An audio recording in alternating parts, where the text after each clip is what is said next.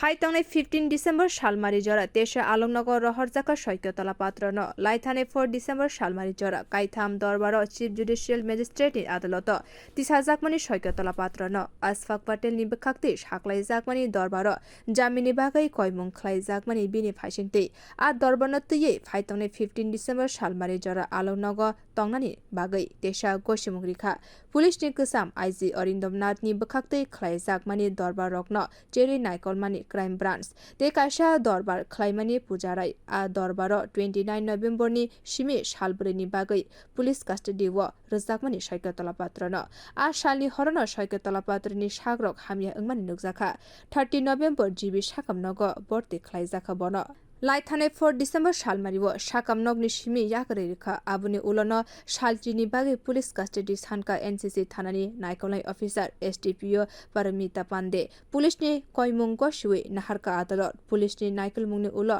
phai tangnai 11 December salmari wo Teisa bono adalot tisajaknai abono tuye sawi khanarika special public prosecutor Samrat Bhowmik সাংবাদিক সৈকত তলাপাত্রের মামলায় আজকে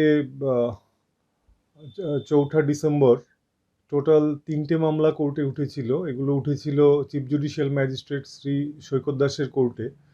এর মধ্যে আশফাক প্যাটেলের করা একটা মামলা, যেটার নাম্বার হচ্ছে ওয়েস্ট আগরতলা 186, সেই মামলাটাতে সৈকত তলাপাত্রের জামিনের আর্জি করা হয়েছিল। জামিনের আর্জি খারিজ হয়ে গেছে এবং ওকে 15 ডিসেম্বর পর্যন্ত জেল হাজতে রাখার অর্ডার দেওয়া হয়েছে। আরেকটা মামলা করেছিলেন অরিন্দমনাথ, সেটা হচ্ছে ওয়েস্ট আগরতলা 115। তো এই মামলাটা ক্রাইম ব্রাঞ্চ ইনভেস্টিগেট করছিল। তো ক্রাইম ব্রাঞ্চের ইনভেস্টিগেশন এখনও কমপ্লিট হয়নি। তো আইনে স্ট্যাটিউটারি পিরিয়ড বলে একটা কথা আছে, যেটার ভেতরে চার্জশিট সাবমিট না করলে আসামি অটোমেটিক বেইল পেয়ে যায়। তো ওই মামলাটাতে ওর জামিন হয়েছে। ওকে কোর্ট নির্দেশ দিয়েছে যে 50,000 টাকার জামানতনামা যদি জমা দিতে পারে সেক্ষেত্রে উনি মুক্তি পাবেন। কিন্তু উনি কোনো জামানতনামা জমা দিতে পারেননি বা ওনার হয়ে কোনো জামিনদারও দাঁড়াননি। তো সেই জন্যে এই মামলাতে উনি আজকে জামিনে যেতে পারেননি। আর জামানতনামা না দেওয়ার জন্য এই মামলাতেও 15 ডিসেম্বর পর্যন্ত ওনাকে জেল হাজতে রাখার নির্দেশ দেওয়া হয়েছে।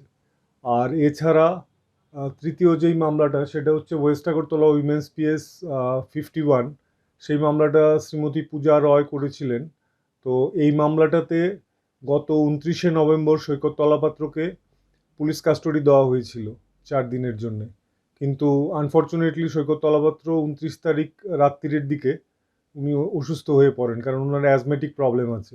তো সেই জন্য 30 তারিখ ওনাকে জিবি হসপিটালে ভর্তি করা হয় এবং জিবি হাসপাতাল থেকে উনি আজকে 4 তারিখ উনি ছাড়া পেয়েছেন। ডক্টররা ওনাকে ফিট ঘোষণা করেছেন। জিবি হাসপাতালের রেসপিরেটরি ইউনিটে উনি ভর্তি ছিলেন, কারণ ওনার অ্যাজমা প্রবলেম আছে। কারণ তদন্তে এটাও বেরিয়ে এসছে উনি দিনে 5-6 প্যাকেট সিগারেট, দামি সিগারেট খেতেন, ওনার এই অভ্যাসটা ছিল। তো সেই জন্যে ওনার রেসপিরেটরি প্রবলেমের সঙ্গে স্মোকিং রিলেটেড কিছু এলিমেন্টসও ছিল। তো এখন ডক্টররা ওনাকে ফিট ঘোষণা করেছেন। তো করার পর ওনাকে কোর্টে প্রডিউস করা হয়েছে সিজিএম কোর্টে এবং আজকে 10 দিনের পুলিশ কাস্টডি চাওয়া হয়েছে এনসিসিপিএসের তরফ থেকে। এই কেসটাও তদন্ত করছেন এনসিসিপিএসের SDPO Shrimati Paromita Pandey.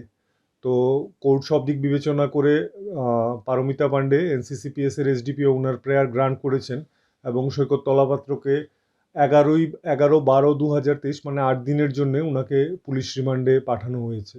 Police remand দেওয়ার পেছনে মেইন কারণ যেটা ছিল সেটা হচ্ছে, আমি আগের ইন্টারভিউতে আপনাদের বলেছি যে 2টো সিম কার্ড পাওয়া গেছে যেগুলো সৈকত তলাপাত্র ব্যবহার করতো ওনার এক্সটর্শন রিলেটেড অপরাধগুলো করার জন্যে।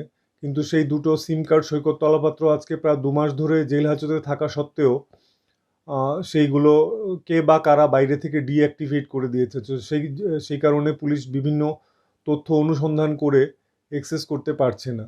তো এই সিম কার্ডগুলো যাতে আবার রিইউজ করা যায় এবং এই ব্যাপারে যাতে আসামিকে জিজ্ঞাসাবাদ করা যায় এবং কারা কারা বাইরে থেকে ওকে সাহায্য করছে, সিম্প্যাথাইজার কারা আছে, সেই জিনিসগুলো জানার জন্যে এবং বিভিন্ন ব্যাঙ্ক অ্যাকাউন্টে কী ট্রানজ্যাকশন হচ্ছে সেগুলোর ওটিপিও এই সিম কার্ডগুলোতেই আসতো। তো এগুলো ডিঅ্যাক্টিভেট করাতে ওর অপরাধ অনেকটা আড়াল করা সম্ভব হবে। তো সেই জন্য পুলিশের ইনভেস্টিগেশন দরকার এবং এই গ্রাউন্ডে আদালত আজকে পুলিশ কাস্টডি গ্রান্ট করেছেন। তো ওনাকে আগামী 11/12/2023 আবার কোর্টে প্রডিউস করা হবে। আর এছাড়া 15 ডিসেম্বর পর্যন্ত জেল হাজতের অর্ডার হয়েছে। Bureau report কক্ষরাং।